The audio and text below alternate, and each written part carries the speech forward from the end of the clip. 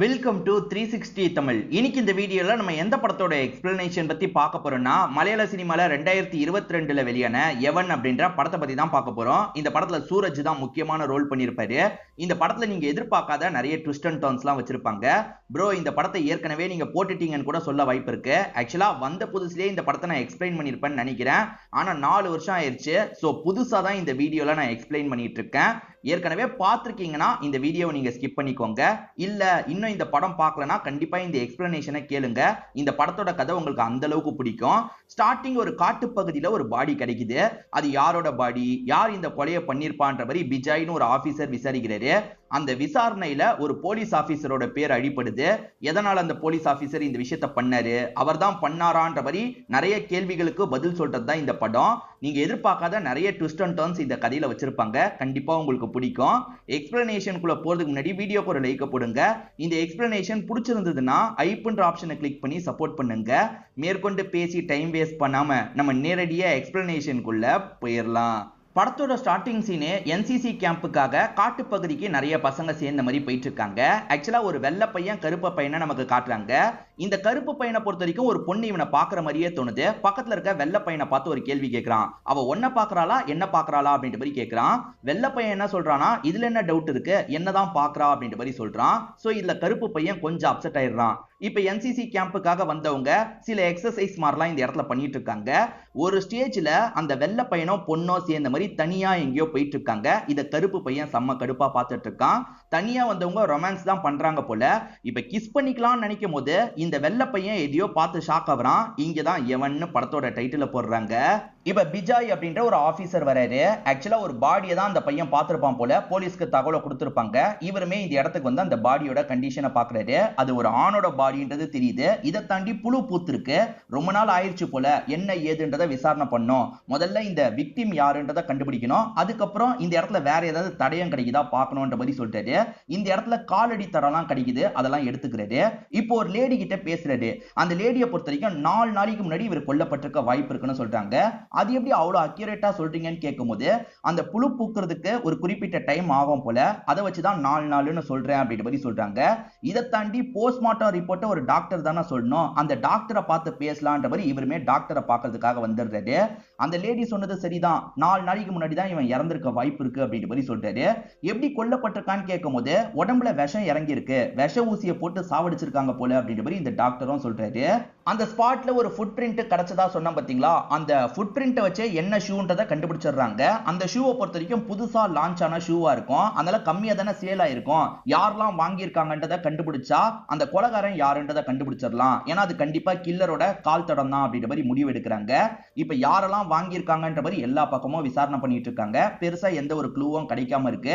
அப்பன்னு பார்த்து உங்களுக்கு ஏதோ ஒரு க்ளூ கிடைக்குது போல. இதை தாண்டி அந்த காட்டு பகுதிக்குள்ள கடைசியா என்ன வண்டி போச்சு வந்துச்சு அப்படின்ற மாதிரி விசாரணை பண்ணிட்டு இருக்காங்க. அந்த இடத்துல கார்டு மாதிரி ஒருத்தர் இருப்பாரு. அவர் தான் வர போற வண்டியெல்லாம் செக் பண்ணுவார் போல. நீங்க ஏதாவது கவனிச்சீங்களா, யாராவது அந்த இடத்துக்கு போனதை கவனிச்சீங்களா அப்படின்னு கேட்கும்போது, ஆமா சார் நான் கவனிச்சேன்ற மாதிரி சில விஷயங்களை சொல்ல ஆரம்பிக்கிறாரு. அது என்னன்னா, நைட்டு நேரம் அந்த வழியா ஒரு வண்டி போயிருக்கோம். அவங்களே ஓபன் பண்ணி போயிருப்பாங்க போல. போலீஸ் ட்ரெஸ் போட்ட மாதிரி ஒருத்தர் போனாரு. அநேகமா போலீஸ் தான் போனாரு போல அப்படின்ற மாதிரிலாம் இவர் சொல்லிட்டு இருக்காரு. இன்னொன்று பக்கம் ஷூவை வச்சு இவங்க சிசிடிவி எடுத்துறாங்க. அதாவது அந்த ஷூவை யாரு வாங்கினாங்கன்ற மாதிரி சிசிடிவி எல்லாம் எடுத்து செக் பண்றாங்க. சோ இதுக்கு பின்னாடி யார் இருக்கான்றது இவங்களுக்கு தெரிஞ்சிருது போல. இப்ப விஜய் இருக்காரு பாத்தீங்களா, கமிஷனர் லேடியை பாக்குறதுக்காக வந்துடுறாரு. ஆக்சுவலா இதுக்கு பின்னாடி இருக்கவர் ஒரு போலீஸா இருப்பாரு. அவருமே விஜய் பொசிஷனை சேர்ந்தவரா இருப்பாரு.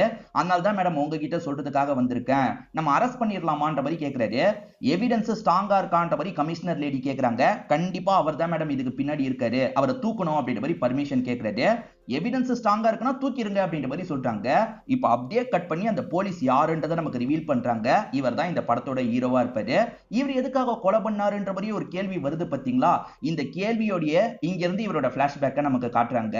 நம்ம ஹீரோவோட பேரு பீட்டர் அப்படின்றது. பீட்டருக்கு ராபின் ஒரு பையன் இருக்கான். அதே சமயம் அம்மாவும் கூட தான் இருக்காங்க போல.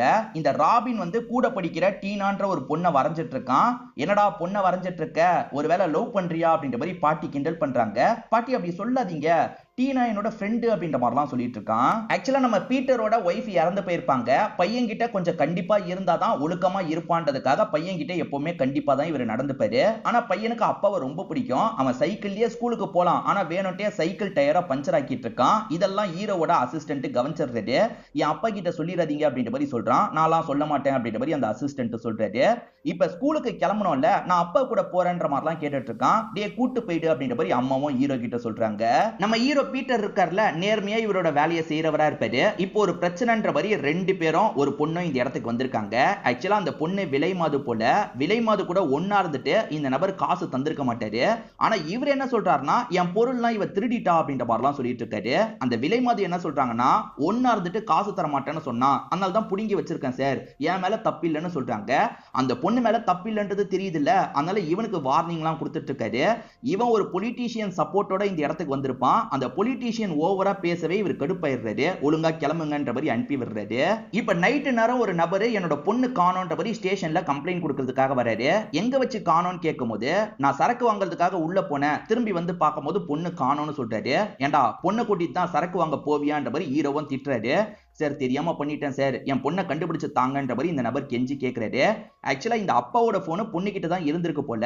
அந்த போன் டவர் இப்ப கட் ஆயிருக்கு. கடைசியா எங்க கட் ஆயிருக்கோ அந்த இடத்துல போய் செக் பண்ணலாம் அப்படின்ற மாதிரி ஹீரோவும் டீமும் செக் பண்றதுக்காக அந்த இடத்துக்கு வந்துடுறாங்க. இதுக்கப்புறம் இந்த மாதிரிலாம் பண்ணனா தொலைச்சிருவேன்ற மாதிரி அந்த அப்பாக்கு வார்னிங் கொடுத்துக்கிட்டே தான் அந்த இடத்துக்கு செக் பண்றதுக்காக வராரு. இங்கதான் டவர் கட் ஆயிருக்கு. இங்க இருந்து அந்த பொண்ணு எங்க போயிருப்பா, யாரு தூக்கி இருப்பா அப்படின்ற மாதிரிலாம் யோசிச்சுட்டு இருக்காங்க. அங்க ஒரு வீடு இருக்குல்ல, அந்த லேடி கிட்ட பேசி பாக்குறாங்க. அந்த லேடி கொஞ்சம் திருட்டு மொழி முடிக்கிறதுனால ஹீரோக்கு டவுட் வந்துருது. அந்த வீடு முழுக்க செக் பண்ணி பார்க்கும்போது அந்த பொண்ணை கண்டுபிடிச்சிடுறாங்க. ஏதோ ஒரு தப்பான விஷயத்துக்காக அந்த பொண்ணை தூக்கி இருக்காங்க போல. இப்ப இவர் காப்பாத்தி அந்த அப்பா கிட்ட ஒப்படைச்சிடுறாரு. பையன் ஸ்கூல்ல ஏதோ பிரச்சனை போல, உடனே வாங்கன்ற மாதிரி ஹீரோவை கூப்பிட்டுருப்பாங்க. பையன் என்ன பிரச்சனை பண்ணிருப்பான்னு யோசிச்சுக்கிட்டே அந்த இடத்துக்கு வந்துடுறாரு. இப்ப ஹெட் மாஸ்டர் லேடியும் சில விஷயங்களை சொல்றாங்க. ரேண்டமா வந்து செக் பண்ணுவாங்க போல பேக் எல்லாம். அப்படி செக் பண்ணும் போது உங்க பையனோட பேக்ல ஆன்ஸ்லாம் வச்சிருந்திருக்கான். இதெல்லாம் கொஞ்சம் கூட சரியில்லை, நாங்க ஆக்ஷன் எடுத்து தான் ஆகணும், பையனை ஸ்கூல்ல இருந்து கூட்டு போங்கன்ற மாதிரி சொல்றாங்க. தெரியாம நடந்துருச்சு, இந்த ஒரு வாட்டி மன்னிச்சிருங்க அப்படின்ற மாதிரிலாம் இவர் கேட்கிறாரு. ஓகே உங்களுக்காக மன்னிக்கிறேன்ற மாதிரி அந்த லேடியும் ஏத்துக்கிறாங்க. பையன் எனக்கும் இதுக்கும் சம்பந்தம் இல்லைன்ற மாதிரி அப்பா கிட்ட சொல்றான். ஆனா அப்பா இருக்காருல, முறைச்சு பார்த்துட்டு இங்க இருந்து கிளம்புறாரு. இதை நினைச்சு பையனும் இந்த இடத்துல ஃபீல் பண்ணிட்டு இருக்கான். பாட்டி சத்தியமா என் மேல தப்பே இல்ல பாட்டி, நம்புங்க பாட்டி அப்படின்ற மாதிரிலாம் சொல்லிட்டு இருக்கான். நான் உன்னை நம்புறேன், உன்னோட அப்பாவும் உன் மேல கோவப்பட மாட்டாரு, நீ ரிலாக்ஸா இருன்ற மாதிரி ஆறுதல் சொல்லி தூங்க வச்சிடுறாங்க. இவருமே பையன் கிட்ட கொஞ்சம் கோவப்பட்டுட்டோம், நம்ம காலையில பேசிக்கலான்ற மாதிரி யோசிக்கிறாரு. ஒரு வீட்டுல மேத்யூன்னு ஒருத்தர் கொல்லப்பட்டுட்டாரு அப்படின்ற மாதிரி உங்களுக்கு நியூஸ் ரிப்போர்ட் ஆகுது. என்ன ஏதுன்றதை விசாரிக்கிறதுக்காக ஹீரோவும் டீமும் சேர்ந்த மாதிரி அந்த இடத்துக்கு வந்துடுறாங்க. ஹீரோ வீட்டுக்கு கொஞ்சம் தள்ளி இருக்க ஒரு வீடா தான் இந்த வீடு இருக்கும். குடும்பத்தோட கொல்லப்பட்டிருக்காரு அப்படின்ற மாதிரி தான் இவருக்கு நியூஸ் கிடைச்சிருக்கும். இவருமே செக் பண்றதுக்காக உள்ள வந்துடுறாரு. ஆக்சுவலா மேத்யூவை பொறுத்த வரைக்கும் ஒய்ஃப் இருப்பாங்க, இதை தாண்டி ஒரு பொண்ணு இருப்பாங்க. இவர் ஒவ்வொரு ரூமா செக் பண்றாரு, ஆளுங்களும் கூட சேர்ந்து செக் பண்றாங்க. அப்படி செக் பண்ணும் போது மேத்யூக்கு இருக்க பொண்ணை கூட அவனுங்க விட்டு வைக்கல போல. பொண்ணை கூட அந்த இடத்துல சாவடிச்சு வச்சிருக்காங்க. அநியாயத்துக்கு பொண்ணை கூட சாவடிச்சு வச்சிருக்காங்களே அப்படின்ற மாதிரி இவருமே பார்த்துட்டு இருக்காரு. இந்த சமயம் ஹவுஸ் ஓனரை இந்த இடத்துக்கு வர வச்சிடுறாங்க. மேத்யூ குடும்பத்தை பத்தி விசாரிக்கும் போது, சார் மேத்யூ வீட்டுல வந்து பெங்காலிக்காரன் வேலை பார்த்துட்டு இருந்தான், அவன் இப்ப மிஸ் ஆகுறான், ஒருவேளை அவன் தான் இந்த விஷயத்த பண்ணிருப்பானான்னு யோசிக்கிறேன் அப்படின்ற மாதிரி இந்த ஓனருமே சொல்லிட்டு இருக்காரு. இது எல்லாத்தையும் ஹீரோவோட அசிஸ்டன்ட் தான் விசாரிச்சு தெரிஞ்சுக்கிறாரு. ஆக்சுவலா இங்க கொல்லப்பட்டிருக்க பொண்ணு யாருன்னு பாத்தீங்கன்னா பையனோட பெஸ்ட் ஃப்ரெண்டா இருப்பாங்க. இவங்க தான் டீனான்ற பொண்ணா இருப்பாங்க. இவ பையனோட ஃப்ரெண்ட் ஆச்சு அப்படின்ற மாதிரிலாம் இவர் யோசிச்சுட்டு இருக்காரு. இப்ப பக்கத்துல கொஞ்சம் தள்ளி ஒரு இடம் இருக்கும், அந்த இடத்தையும் இவர் செக் பண்றதுக்காக போறாரு.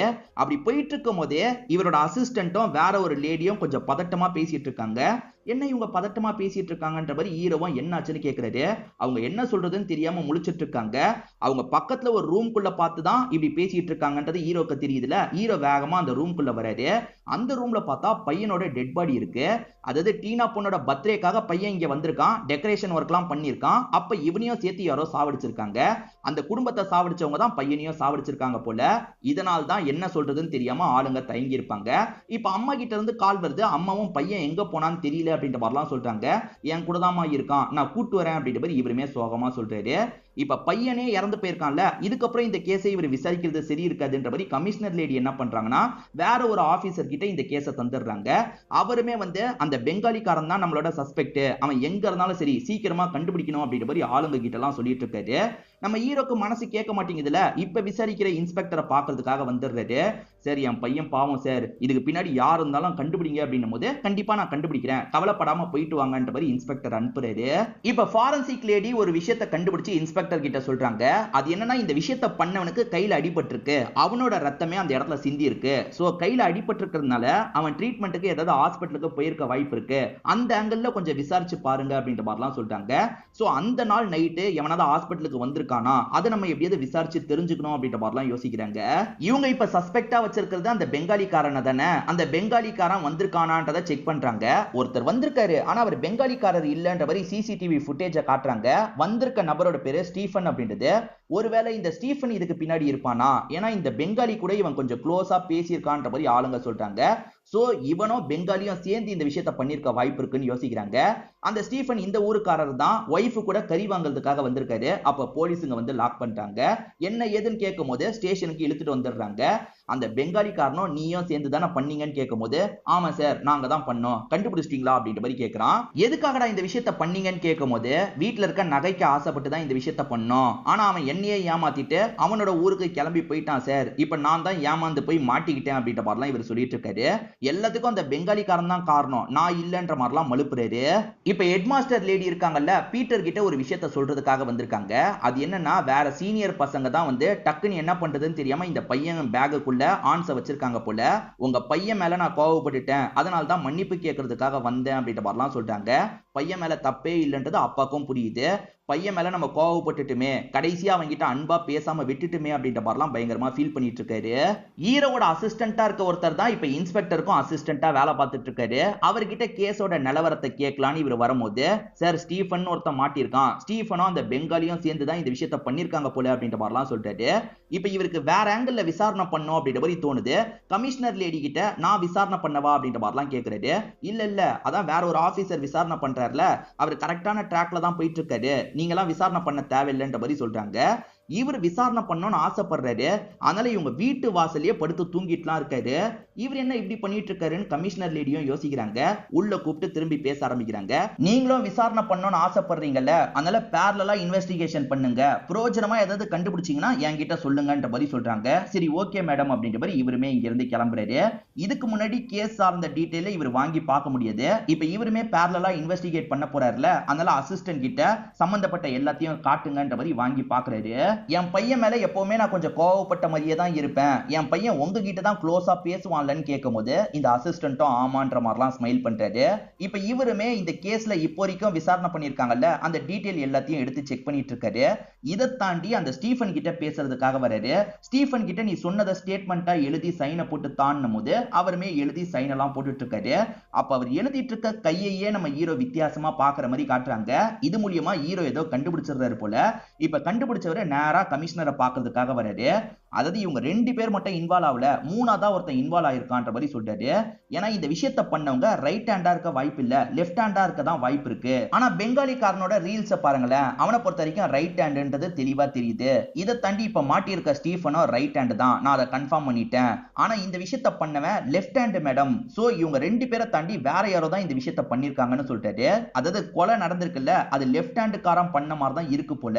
இது எல்லாத்தையும் கமிஷனர் லேடிக்கு புரிய வைக்கிறார்ல, இவங்களுமே இவர் சொல்றது வேலிடா தான் இருக்குன்னு யோசிக்கிறாங்க. சோ இதுக்கு பின்னாடி மூணாவதா ஒருத்தர் இருக்க வாய்ப்பு இருக்கிறதா நினைக்கிறீங்க, அப்படிதானே? அது யாரு என்னன்றதை சீக்கிரமா கண்டுபிடிங்க அப்படின்ற மாதிரிலாம் சொல்றாங்க. எனக்கு தெரிஞ்சு பெங்காலியே கொல்லப்பட்டிருக்க வாய்ப்பு இருக்கு மேடம், அதனால அந்த வீட்டை நான் செக் பண்ணணும்னு நினைக்கிறேன்ற மாதிரி பர்மிஷன் வாங்கிடுறாரு. அதாவது மேத்யூவோட குடும்பம் கொல்லப்பட்டாங்கல்ல, அந்த வீட்டையே செக் பண்றதுக்காக வந்துடுறாரு. ஏன்னா பெங்காலியை இங்கேயே சாவடிச்சு புதைச்சிருக்க கூட வாய்ப்பு இருக்குன்னு நினைக்கிறாரு போல. இப்ப எல்லா பக்கமும் ஆளுங்க தேடிட்டு இருக்காங்க, ஆனா பிரோஜனமா எதுவும் கிடைக்கல. ரீசெண்டா ஒரு இடத்துல டைல்ஸ் போட்டிருக்கிறதை இவர் கவனிக்கிறாரு. இந்த இடத்தை தோண்டி பார்க்கணும் அப்படின்ற மாதிரி சொல்றாரு. தோண்டி பார்க்கிறதுக்கு முன்னாடியே ஒரு ராட உள்ள இறக்குறாரு. அதுக்கப்புறம் வந்து அதுல இருந்து கேஸ் ஃபார்ம் ஆகுதான்னு செக் பண்ணிட்டாரு. டெட் பாடி இருந்ததுன்னா கேஸ் ஃபார்ம் ஆகும் போல. இப்ப நெருப்பு எரியறதுனால உள்ள டெட் பாடி இருக்குன்றத கன்ஃபார்ம் பண்றாரு. உள்ளதான் அந்த பெங்காலியோட டெட் பாடி இருக்கு. சோ பெங்காலி ஏற்கனவே கொல்லப்பட்டிருக்கான். ஆனா அந்த ஸ்டீஃபன் வேற மாதிரி நம்ம கிட்ட கதை சொன்னானே அப்படின்ற மாதிரி யோசிக்கிறாங்க. இப்ப ஸ்டீஃபனை பாக்குறதுக்காக வந்துடுறாங்க. இவனை போட்டு அடி அடி நடிக்கிறாங்க. ஒழுங்கா உண்மையை சொல்லுன்னு கேட்கும் போது, ஆமா சார் நானும் ஸ்டீஃபனும் பண்ணோம், ஆனா காசு எல்லாம் மொத்தமா எனக்கு வேணும்ன்றதுக்காக அவனோட கதையை முடிச்சு அங்கேயே நான் புதைச்சிட்டேன். அவனை நீங்க தேடிட்டு இருப்பீங்க, அவன் பேரை சொல்லி நான் தப்பிச்சிடலாம் நினைச்சேன் வச்சேன் அப்படின்ற மாதிரிலாம் இந்த ஸ்டீஃபன் சொல்லிட்டு இருக்கான். இல்ல இதை தாண்டி வேற யாரோ இன்வால்வ் ஆயிருக்காங்க, அது யாருன்னு ஹீரோ கேட்கும் போது அதெல்லாம் இல்ல சார், நான் தான் இந்த விஷயத்த பண்ணேன்னு ஸ்டீஃபன் சொல்றான். ஸ்டீஃபன் வேற யாருக்காகவோ பழியை ஏத்துக்கிறான்றது தெரியுது இல்ல, அதனால ஸ்டீஃபனை வந்து பாக்குறது யாருன்றதை தெரிஞ்சுக்கணும்னு யோசிக்கிறாங்க. அதாவது ஸ்டீஃபன் ஜெயில இருக்கும்போது வந்து பாப்பாங்கல்ல, அது யாருன்ற மாதிரி டேட்டாவெல்லாம் இந்த அசிஸ்டன்ட் கலெக்ட் பண்ணிட்டு இருக்காரு. இதை தாண்டி ஸ்டீஃபன் இந்த லேடி கிட்ட தான் கொடுத்து வச்சிருக்கன்ற மாதிரி சொல்லியிருப்பாரு. இப்ப அந்த லேடியை பாக்கிறதுக்காக வந்துடுறாங்க. நகை காசெல்லாம் இந்த லேடி கிட்ட தான் கொடுத்து வச்சிருக்கிறதா சொல்லியிருப்பாரு. இப்ப நகை காசுன்னு எல்லாத்தையும் இவங்களுமே கேப்சர் பண்ணிட்டு இருக்காங்க. அந்த காசுல ஸ்டீஃபனோட ஃபிங்கர் பிரிண்ட் இருக்கலாம், பெங்காலிக்காரனோட ஃபிங்கர் பிரிண்ட் இருக்கலாம். ஆனா அதை தாண்டியும் ஒரு ஃபிங்கர் பிரிண்ட் இருக்கு, அது யாரோடதுன்றதை தெரிஞ்சுக்கணும், கிரைம் ரெக்கார்டு கூட மேட்ச் பண்ணி பாருங்கன்னு ஹீரோவும் அசிஸ்டன்ட் கிட்ட சொல்றாரு. அசிஸ்டன்ட்டும் என்ன மேட்ச் ஆகுதான்ற மாதிரி ஆளுங்க கிட்ட திரும்ப திரும்ப கேட்டுட்டு இருக்காரு. சார் எத்தனை வாட்டி சார் சொல்றது, யார் கூடயும் மேட்ச் ஆகலன்ற மாதிரிலாம் இங்க இருக்கவர் சொல்றாரு. அப்ப அசிஸ்டன்ட்டுமே சிறார்கள் கூட மேட்ச் பண்ணி பாத்தியான்னு கேட்கும் போது இல்ல சார், சிறார்கள் கூட மேட்ச் பண்ணி பார்க்கல, வேணா அதுலயும் மேட்ச் பண்ணி பாக்குறேன்னு மேட்ச் பண்ணி பாக்குறாரு. பார்த்தா அதுல ஒரு பையன் கூட மேட்ச் ஆயிருது. அதாவது அந்த பையனுக்கு 16 வயசு இருக்கும் போது அவன் ஒரு கிரைம் பண்ணிருக்கான் போல, அவன் கூட பக்காவா மேட்ச் ஆகுது. அந்த வயசுல தப்பு பண்ணா சிறுவர்களுக்கான சிறையில தானே வைப்பாங்க, அங்க இருக்க வார்டன் கிட்ட பேசுறதுக்காக வராங்க. அவன் பேரு டேவிட் சார். அவனை பொறுத்த வரைக்கும் இங்கேயுமே நிறைய கோளாறான விஷயத்தெல்லாம் பண்ணிட்டு இருந்தான், பயங்கரமா கோவப்பட்டுக்கிட்டே இருப்பான் சார். 18 வயசு ஆனதுக்கு அப்புறம் அவனோட தண்டனை முடிஞ்சு கிளம்பி போயிட்டான் சார் அப்படின்ற மாதிரிலாம் சொல்றாரு. அந்த டேவிட் தான் இதுல இன்வால்வ் ஆயிருக்கான், அந்த டேவிட் யாருன்றதை நம்ம கண்டுபிடிக்கணும் அப்படின்ற மாதிரிலாம் யோசிக்கிறாங்க. ஆக்சுவலா பையனோட சைக்கிள் இவ்வளவு நாள் விசாரணைக்காக கொண்டு போயிருப்பாங்க போல, இப்ப சைக்கிளை வீட்டுக்கு கொண்டு வந்து விடுறாங்க. இவருமே அந்த சைக்கிளை பார்த்து பயங்கரமா ஃபீல் பண்ணிட்டு இருக்காரு. இவரோட அம்மாவும் அந்த சைக்கிளை பார்த்து ஃபீல் பண்ணிட்டு இருக்காங்க. பையன் நிறைய டிராயிங் எல்லாம் வரைவான் பாத்தீங்களா, அந்த டிராயிங் எல்லாம் இவருமே எடுத்து பார்த்துட்டு இருக்காரு. அந்த டிராயிங்ல அவன் ஸ்கூல்ல படிக்கிற ஒரு 4-5 பசங்களை வரைஞ்சிருக்கான். அந்த 4-5 பசங்க எப்பவுமே ஒன்னாதான் நடந்து போவாங்க போல. இந்த 4-5 பசங்களை பார்க்கும்போது இவருக்கு ஒரு விஷயம் தோணுது. அந்த 4-5 பசங்க டீனாவோட சாவுக்கு வந்திருப்பாங்க, ஆனா இவரோட பையன் சாவுக்கு வந்திருக்க மாட்டாங்க. எதனால டீனாவோட சாவுக்கு மட்டும் வந்தாங்க? இந்த பசங்க டீனாக்கு அவ்வளவு க்ளோஸா? எப்படி பார்த்தாலும் 2 பேருமே ஒரே கிளாஸ் தானே, 2 சாவுக்கும் வந்திருக்கணுமே அப்படின்ற மாதிரிலாம் யோசிக்கிறாரு. இதுல ஏதோ தப்பா இருக்கு, விசாரிக்கணும் அப்படின்ற மாதிரிலாம் யோசிக்கிறாரு. இன்னைக்கு அந்த 4 பசங்க எங்க போறாங்கன்றதை செக் பண்ணலாம் அப்படின்ற மாதிரி இவங்களுமே செக் பண்றாங்க. ஆக்சுவலா அந்த 4-5 பசங்க வந்து ஒரு ஆசிரமம் சார்பா வராங்க போல, எப்பவுமே சேர்ந்தே தான் வருவாங்க, சேர்ந்தே தான் போவாங்க. இந்த வாட்டி அவங்க சேர்ந்து போறாங்கல்ல, அவங்கள ஃபாலோ பண்ணி அந்த ஆசிரமத்துக்கு போயிடலான்ற மாதிரி இவங்களுமே ஃபாலோ பண்ணி அந்த ஆசிரமம் இருக்கிற இடத்துக்கு வந்துடுறாங்க. இந்த பசங்க எதனால டீனாவோட சாவுக்கு மட்டும் வந்தாங்கன்னு கேட்கும் போது, ஏன்னா டீனா இந்த ஆசிரமத்தை சேர்ந்த பொண்ணு, அந்த மேத்யூ குடும்பம் தத்து தான் எடுத்தாங்கன்ற மாதிரி இங்க இருக்க சிஸ்டர் லேடி சொல்றாங்க. இப்பதான் பிளாஷ்பேக்கை நமக்கு காட்டுறாங்க. மேத்யூக்கும் ஒய்ஃபுக்கும் ரொம்ப வருஷமா குழந்தை இல்ல, இங்க இருந்து ஒரு குழந்தைய தத்தெடுக்கலாம் நினைக்கிறாங்க. இங்க இருக்க டீனாவை ரொம்பவே பிடிச்சிருது, டீனாவை தத்தெடுக்கணும்னு ஆசைப்படுறாங்க. ஆனா பிரச்சனை என்னன்னு பாத்தீங்கன்னா, சொந்த வீடு வச்சிருந்தா மட்டும்தான் தத்து தருவாங்க. ஏன்னா இங்க சில ரெஸ்ட்ரிக்ஷன்லாம் இருக்கும். ஏன்னா கூட்டு போறவங்க நல்லபடியா பாத்துக்கணும்ல, சொந்த வீடு இருந்தா தான் தர முடியும், மன்னிச்சிருங்க அப்படின்ற மாதிரி பேசி அனுப்பியிருப்பாங்க. அப்ப அவங்க கிட்ட சொந்த வீடு இல்லாம சோகமா கிளம்பிட்டாங்கல்ல. ஆனா ஒரு 2-3 மாசத்துக்குள்ளேயே சொந்த வீடு வாங்குற அளவுக்கு காசு வந்துருச்சு போல. அந்த காசை வச்சு சொந்த வீடை வாங்கிட்டாங்க. என்கிட்டயும் இந்த விஷயத்த சொன்னாங்க. அதனால அந்த குழந்தைய அனுப்புற எல்லா வேலையும் நான் தான் பண்ணேன், நான் தான் அனுப்பி வச்சேன் அப்படின்ற மாதிரி இந்த சிஸ்டர் லேடி சொல்றாங்க. ஒரு 3 மாசத்துக்குள்ள எப்படி சொந்த வீடு வாங்க முடியும், எப்படி அவ்வளவு காசு கிடைச்சது, அதை தெரிஞ்சுக்கணும் அப்படின்ற மாதிரி ஹீரோவும் யோசிக்க ஆரம்பிக்கிறாரு. அப்படி விசாரிக்கிற நம்ம ஹீரோ சில விஷயங்களை கண்டுபிடிச்சிடுறாரு போல. அந்த மேத்யூவை பொறுத்த வரைக்கும் ஏர்போர்ட்ல செக்கிங் ப்ராசஸ் எல்லாம் பண்ற இடத்துல தான் இருப்பாரு. சோ அவர் செக்கிங் ப்ராசஸ் பண்ணும் போது ஒருத்தங்க டைமண்ட் கடத்துறத கண்டுபிடிச்சிருக்காரு போல, இன்ஃபர்மேஷன் கொடுத்திருக்காரு. அந்த இன்ஃபர்மேஷனுக்கு சன்மானமா அவருக்கு 10 லட்சம் ரூபாய் கிடைச்சிருக்கும். அது மூலியமா தான் சொந்த வீடு அரேஞ்ச் பண்ணிருப்பாரு. அதுக்கப்புறம் அந்த பொண்ணை தத்தெடுத்திருப்பாரு. சோ மாட்டப்பட்டவன் பழி வாங்குறதுக்காக இதை பண்ணிருக்கலாம்ல அப்படின்ற மாதிரி கேட்கிறாரு. ஏன்னா வந்து இவர் 10 லட்சம் ரூபாய் கிடைக்கிறதுக்காக ஒருத்தனை மாட்டி விட்டார்ல, அவன் பழி வாங்குறதுக்காக கூட இப்படி பண்ணிருக்கலாம்ன்ற மாதிரி கமிஷனர் லேடி கிட்ட சொல்லிட்டு இருக்காரு. ஆமா, நீ சொல்ற ஆங்கிளும் கரெக்டா தான் இருக்கு, மாட்டப்பட்டவன் யாருன்ற ஆங்கிள் கொஞ்சம் விசாரிங்கன்ற மாதிரி சொல்றாங்க. மேடம், மாட்டப்பட்டவனோட பேரு இர்ஃபான், அவனை விசாரிக்கிறதுக்காக தான் செக் பண்றதுக்கு ஆளுங்களை அனுப்பியிருக்கேன் அப்படின்ற மாதிரி சொல்றாரு.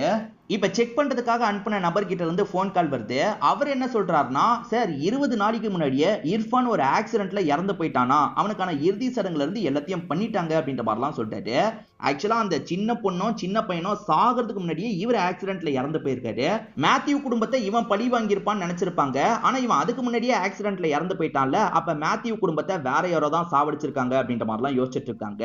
இருந்தாலும் ஹீரோக்கு வேற மாதிரி யோசிக்க தோணுது.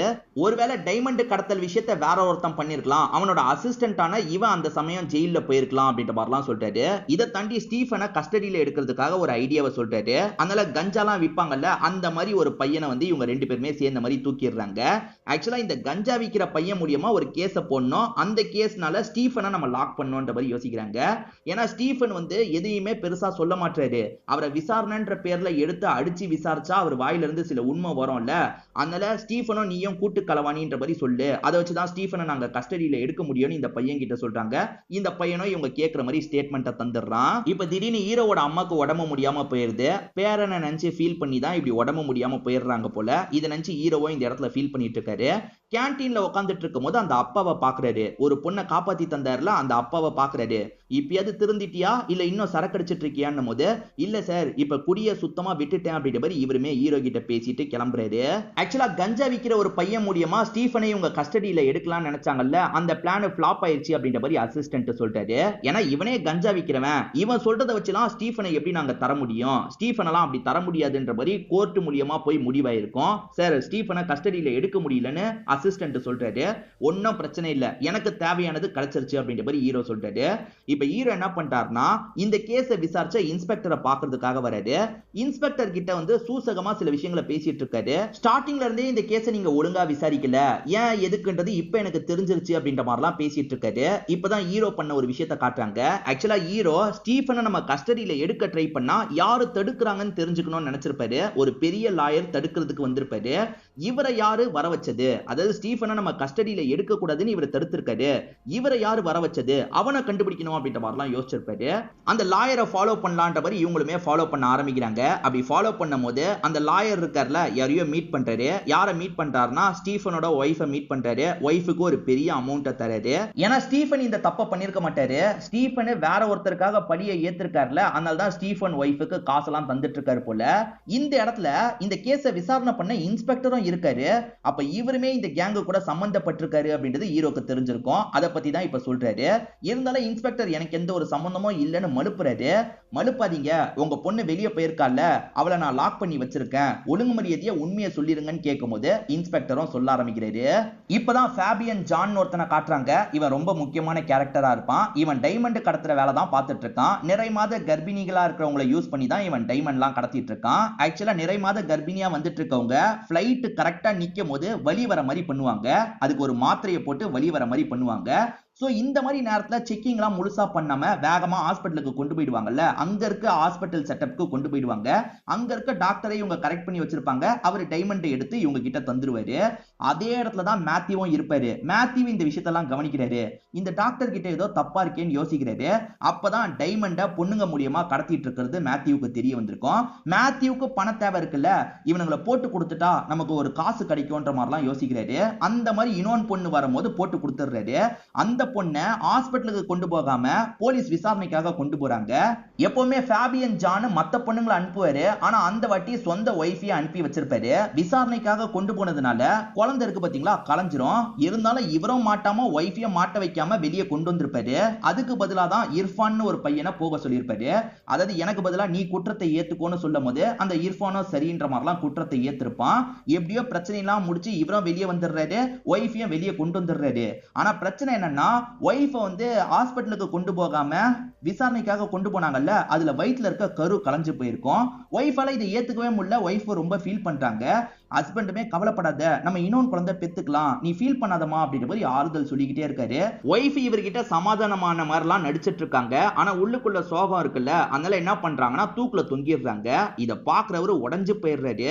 நம்ம ஒய்ஃப் செத்து போனதுக்கு காரணம் மாட்டி விட்டவன் தான், இதுக்கு பின்னாடி எவன் இருக்கான்றதை கண்டுபிடிக்கணும் அப்படின்ற மாதிரிலாம் யோசிக்கிறாரு.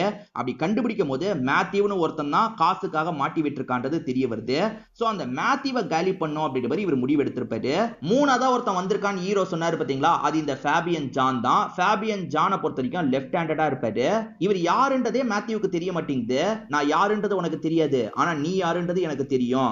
என் ஒய்ஃபை நீ தாண்டா போட்டு கொடுத்த, அதனால தான் என்னோட ஒய்ஃப் வயிற்றுல இருக்க குழந்தை இறந்து போச்சு, என் ஒய்ஃபும் இறந்து போயிட்டா, இதுக்கெல்லாம் காரணமான உன்னை விடுவனா, உன் குடும்பத்தோட சாவடிக்கிறேன் அப்படின்ற மாதிரிலாம் சொல்லிட்டு இருக்காரு. சோ இந்த இடத்துல அப்பாவை சாவடிச்சிட்டு இருக்கும் போதே அந்த சின்ன பொண்ணு பயப்படுறா, இங்க இருந்து தப்பிக்கிறதுக்கு ட்ரை பண்ணிட்டு இருக்கா. சின்ன பொண்ணியை விடக்கூடாது அப்படின்ற மாதிரி இவன் சின்ன பொண்ணியும் சாவடிக்கிறான். ஆக மொத்தத்துல குடும்பத்துல இருக்க எல்லாரையும் இவன் தான் சாவடிச்சிருப்பான். நாளை பின்ன பிரச்சனைன்னு வந்தா நீ மாட்டிக்கோ அப்படின்ற மாதிரி ஸ்டீஃபன் கிட்ட சொல்லியிருப்பான். ஸ்டீஃபன் தான் நிறைய காசு வாங்குறாருல, சரின்ற மாதிரி ஏத்திருப்பாரு. இப்ப இவங்க கதையெல்லாம் முடிச்சுட்டு கிளம்பலான்னு நினைக்கும் போது பக்கத்துல இருக்க ஒரு ரூம்ல இருந்து சவுண்ட் கேக்குது. ஆக்சுவலா அந்த இடத்துல தான் ஹீரோவோட பையன் இருக்கான் பாத்தீங்களா, பலூனுக்கு காத்தெல்லாம் அடிச்சிட்டு இருப்பான். இவன் யாரு புதுசா இருக்கானே, இவன் இந்த குடும்பத்தை சேர்ந்தவன் இல்லையேன்ற மாதிரிலாம் இவர் யோசிக்கிறாரு. எதுக்கு வம்பு, இவன் கதையும் முடிச்சிடலாம் அப்படின்ற மாதிரி இந்த பையனோட கதையும் முடிச்சிருப்பாரு. இந்த இன்ஸ்பெக்டர் சொல்றது மூலியமா ஹீரோக்கு இது எல்லாமே தெரிய வந்துருது இல்ல, ஹீரோவும் அந்த ஃபேபியன் ஜானை விடக்கூடாது அப்படின்ற மாதிரிலாம் யோசிச்சுட்டு இருக்காரு. இப்ப ஃபேபியன் ஜான் இருக்கான்ல, ஒய்ஃபுக்கு அஞ்சலி செலுத்துறதுக்காக அவங்க சவப்பெட்டியை பாக்குறதுக்கு வரான். பார்த்தா அந்த இடத்துல பாடி மிஸ் ஆகுது. ஹீரோ தான் பாடியை தூக்கி இருக்காரு போல. இந்த இடத்துக்கு வான்ற மாதிரி மென்ஷன் பண்ணிருக்காரு. அதாவது மேத்யூவோட வீடு இருக்குல்ல, அந்த இடத்துக்கு வான்னு மென்ஷன் பண்ணிருக்காரு. இவனுமே கோவமா கிளம்ப ஆரம்பிக்கிறான். ஹீரோக்கு எல்லாமே தெரிஞ்சிருச்சுன்றது இவனுக்கு புரியுதுல. என் ஒய்ஃபோட பாடியை எங்க வச்சிருக்க, ஒழுங்கா தான்னு கேக்குறான். ஒரு ஸ்டேஜ்ல ஹீரோவை சாவடிக்கிறதுக்கு ட்ரை பண்றான். ஹீரோவும் தடுத்து அவன் கூட சண்டை போடுறாரு. இப்ப மாத்தி மாத்தி சண்டை நடந்துட்டு இருக்குல்ல, ஒரு ஸ்டேஜ்ல ஃபேபியன் ஜானோட கதையை முடிக்கிறாரு போல. ஸ்டார்டிங் காட்டு பகுதியில ஒரு பாடி கிடைச்சது இல்ல, அது ஃபேபியன் ஜானோட பாடியா தான் இருக்கும். ஹீரோ தான் இந்த விஷயத்தை பண்ணிருக்காருன்ற மாதிரி எதிர்த்தரப்பு லாயர் பேசிட்டு இருக்காங்க. என்ன சொல்றாங்கன்னா, போலீஸ் ட்ரெஸ் போட்டு இவர் அந்த இடத்துக்கு போயிருக்காரு, இதை தாண்டி இவரோட ஃபுட் பிரிண்ட் அந்த இடத்துல கிடைச்சிருக்கு அப்படின்ற மாதிரிலாம் எவிடன்ஸை ப்ரொவைட் பண்ணிட்டு இருக்காங்க. இவருக்கு சாதகமா நிமிஷான்ற வேற ஒரு லாயர் தான் வாதாட போறாங்க. அவங்க இவர் இதை பண்ணவே கிடையாது அப்படின்ற மாதிரி சொல்லிட்டு இருக்காங்க. டாக்டர் என்ன சொல்லியிருப்பாருன்னா, உடம்புல புழு பூத்ததை வச்சு பார்க்கும்போது 4 நாளைக்கு முன்னாடி இவர் இறந்து போயிருப்பாருன்ற மாதிரி சொல்லியிருப்பாரு. சோ 4 நாளைக்கு முன்னாடி ஹீரோ இந்த இடத்துல இல்லவே இல்லைன்ற மாதிரிலாம் நிமிஷா சொல்லிட்டு இருக்காங்க. இதை தாண்டி எதிர்த்தரப்பை சேர்ந்தவங்க என்ன சொல்லியிருப்பாங்கன்னா, அவரோட கார் அந்த ஸ்பாட்டுக்கு போயிருக்குன்னு சொல்லியிருப்பாங்க. ஆனா கார் ஏற்கனவே மிஸ் ஆனதா நம்ம ஹீரோ ஏற்கனவே கம்ப்ளைண்ட்டும் தந்திருக்காருன்ற மாதிரி கம்ப்ளைண்ட் காப்பி எல்லாம் தந்துட்டு இருக்காங்க. 4 நாளைக்கு முன்னாடி அவர் இந்த ஊர்லயே இல்லைன்னு சொன்னாங்கல்ல, இந்த ஊர் இல்ல, இந்த நாட்டிலேயே இருந்திருக்க மாட்டாரு. அவரோட சொந்தக்கார பையனோட பர்த்டே பார்ட்டிக்காக வெளிநாட்டுக்கு போயிருப்பாரு. ஃபேபியன் ஜானி இறந்து போனதா சொல்லப்படுற நாள் அவரு ஃபாரின்ல பர்த்டேவா கொண்டாடிட்டு இருக்காரு. ஃபுட்டேஜ பாருங்கன்ற மாதிரி நிமிஷா காமிச்சிட்டு இருக்காங்க. இத பார்த்துட்டு இருக்க விஜய் ஷாக் ஆவறாரு, அந்த டாக்டர் ஷாக் ஆவறாரு, மொத்த டீமும் ஷாக் ஆயிட்டு இருக்காங்க. அப்ப இவன் பண்ணலையான்ற மாதிரிலாம் யோசிச்சுட்டு இருக்காங்க. சோ ஹீரோ இந்த விஷயத்தை பண்ணலன்ற மாதிரி ஜட்ஜுமே தீர்ப்பை வழங்கிடுறாரு. இப்ப விஜய் இந்த டாக்டர் கிட்ட டிஸ்கஸ் பண்றாரு. டாக்டர், நம்ம எங்க மிஸ் பண்ணோம், கண்டிப்பா 4 நாளைக்கு முன்னாடி தான் அவர் கொல்லப்பட்டாரா, இல்ல வேற எதையாவது நம்ம மிஸ் பண்றோமா அப்படின்ற மாதிரி கேக்குறாரு.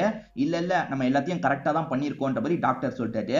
இப்ப இந்த விஜய் கிளம்பலான்னு நினைக்கும் போது அங்க இருக்க ஃப்ரீசர் பாக்ஸ பாக்குறாரு. அதை பார்க்கும் போது இவருக்கு ஒண்ணு தோணுது, டாக்டர் ஒருவேளை இப்படி பண்ணிருக்கலாமா அப்படின்ற மாதிரி கேக்குறாரு. சோ இந்த ஐடியாவை தான் ஹீரோ பண்ணிருக்காரு. என்ன ஐடியா பண்ணிருக்காருன்னு தெளிவா நமக்கு காட்டுறாங்க. ஆக்சுவலா ஹீரோ ஏற்கனவே ஒரு அப்பாக்கு ஹெல்ப் பண்ணாரு பாத்தீங்களா, அந்த அப்பாவை பொறுத்த வரைக்கும் ஆம்புலன்ஸ் டிரைவரா ஒர்க் பண்ணுவாரு. அவரை யூஸ் பண்ணி நம்ம ஒரு விஷயத்தை பண்ணலான்ற மாதிரி இவருமே அவரை கூப்பிட்டு பேச ஆரம்பிக்கிறாரு. அது என்னன்னா, அவனுக்கு விஷத்தை போடுவாரு. விஷத்தை போட்டோன்னே அந்த பாடி கெட்டு போக கூடாதுல்ல, அதனால வந்து ஃப்ரீசர் பாக்ஸ்ல கொஞ்ச நாள் வச்சுக்கிற மாதிரி முடிவு பண்ணிருப்பாரு. இதை தாண்டி காட்டு பகுதிக்குள்ள நீ என்னோட காரை எடுத்துட்டு போனோம், போலீஸ் ட்ரெஸ்ல போனோம், நான் தர ஷூவை கொண்டு போனோன்ற மாதிரி சொல்லியிருப்பாரு. உங்களுக்காக நான் பண்றேன்ற மாதிரி அந்த அப்பாவும் ஏத்திருப்பாரு. சோ ஹீரோ தான் அந்த இடத்துக்கு போனாருன்னு எல்லாரையும் நம்ப வைக்கணும்ன்ற மாதிரி பிளான போட்டிருப்பாங்க.